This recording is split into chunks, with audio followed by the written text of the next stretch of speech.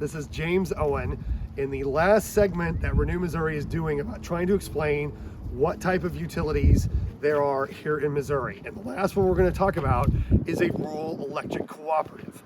Now, that name, rural electric cooperative, suggests that you're going to find most of these utilities out in the country. And that's true. There are some suburban areas in the larger towns that get their service provided by the rural electric cooperative.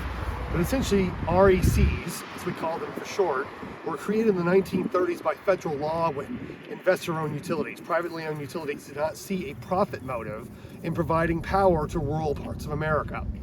FDR signed that into law after it was passed by Congress, and so for the past 80 some odd years, we've had rural electric cooperatives providing power to about 15, they provide 15% of the power that's used in Missouri, but that also represents probably the largest geographic swath of the state.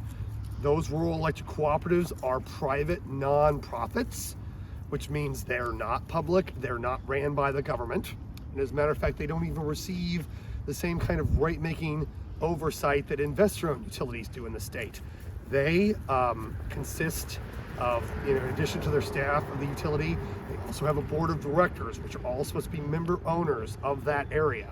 And a member owner essentially means customer. You are considered an owner and a shareholder of that rural electric cooperative if you live there. So that's how those get managed. Rural electric cooperative, we basically have 43 of those that distribute power all over the state, but then there's 6 generation and transmission organizations that provide generation and transmission services to those distributive co-ops.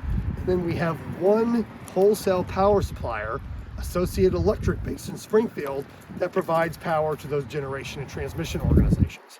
But they also do that to areas of Oklahoma and Iowa as well. So that's a rural electric cooperative. They're owned by member owners, that's the customer, and they're managed by member owners. And you actually have a lot of power to make decisions about how those are done. And so ultimately, we hope that you find that useful, especially if you are living in one of those areas. And we appreciate you listening. And by the way, if you like what you see here, be sure to share it on your social media platforms. Thanks for listening and watching.